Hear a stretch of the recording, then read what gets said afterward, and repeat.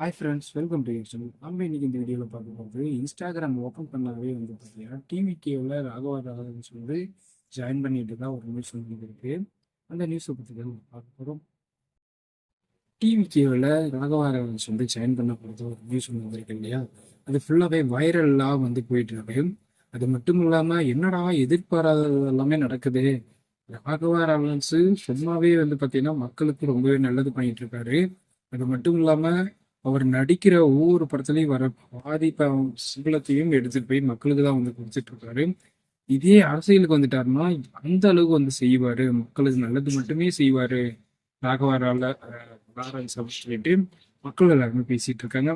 அவர் உண்மையாவே அரசியலுக்கு வர போறாங்களா இல்ல டிவிக்கே ஐடி வந்து பாத்தீங்கன்னா இத அதாவது வைரல் பண்ணிட்டு இருக்காங்களா அப்படின்றதா ஒரு நியூஸா போயிட்டு இருக்கு. ஆனா உண்மையா சொல்லுங்க, அவர் உண்மையா டிவிகேவில் ஜாயின் பண்ணாலோ இல்லை விஜய் கூட ஜாயின் பண்ணாலோ இந்த திருச்சியில் வந்து இடைத்தேர்தல் நடக்க போகுது இல்லையா? அப்போ வந்து உண்மையாகவே சொல்லணும்னா ராகவராஜ் நின்னாருன்னா செம்மையாக வந்து வாக்கு வித்தியாசத்தில் வின் பண்ணுவாருன்றது கன்ஃபார்ம். ஆனால் அவர் நின்னதுக்கப்புறம் டிவிகே இன்னும் வந்து பலவீன கட்சியாக தான் மாறும். அது மட்டும் இல்லாமல் நெக்ஸ்ட் வந்து பார்த்தீங்கன்னா பிஜேபியிலேருந்து அண்ணாமலை வந்து வெளியே வந்து வர 4ஆம் தேதி வந்து பார்த்தீங்கன்னா ஒரு புது கட்சி வந்து ஆரம்பிக்க போகிறதா ஒரு நியூஸ் ஒன்று வந்திருக்கு.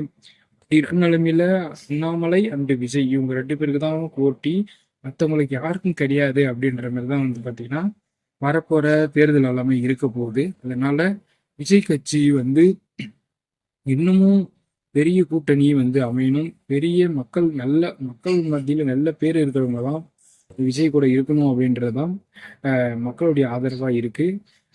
ராகவராஜன்ஸ் வந்து டிவிகேவில் ஜாயின் பண்ணி விஜய் கூட சப்போர்ட்டாக இருந்தால் எப்படி இருக்கும் அப்படின்றத மறக்காம கமெண்ட் பாக்ஸ் சொல்லுங்க.